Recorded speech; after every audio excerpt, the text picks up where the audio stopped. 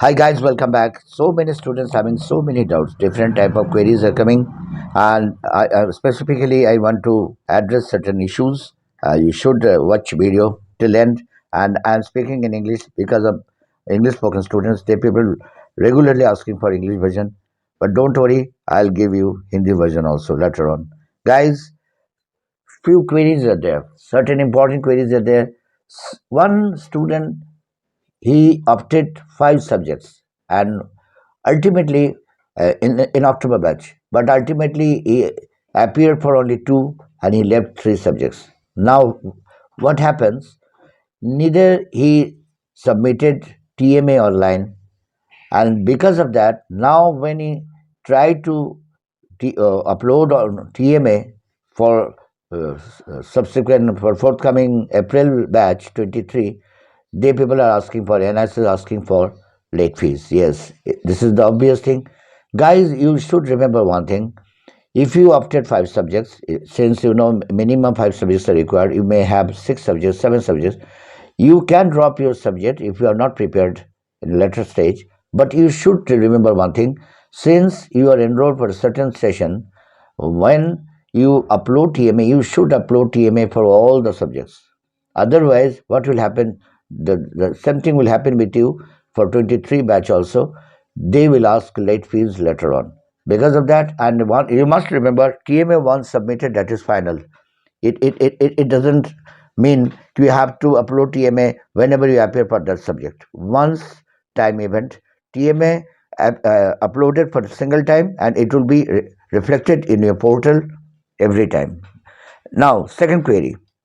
So many students they have opted certain subjects. Now they are thinking to change on. The thing is, since you have already paid the fees, you should appear for the subject. If you are not prepared well, in that case, you can leave the subject, but you can't change right now. You have to change it later on. Even you can do in that way also. You can add on another subject, and if ultimately you are not comfortable with the certain subject, since you know for the passing criteria you need five subjects. But one thing you must remember, in 22 admission rules now onward, whenever you opt for a subject, you should have one language or maximum two language subjects, but one skill subject means one vocational subject should be there in your combination. And so many queries related to your results. Guys, I told you several times, this result will be a record breaking result, and you will get your results sent before on and before December 26th. As I hinted, 25th is Sunday, 24th is Saturday. So might be it may happen in this way. 23 within a month, NIOS can publish your result.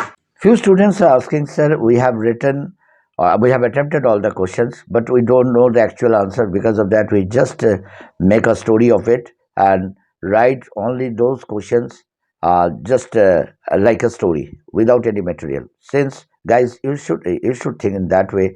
You see, examiner will definitely he or she will search certain points from your answers.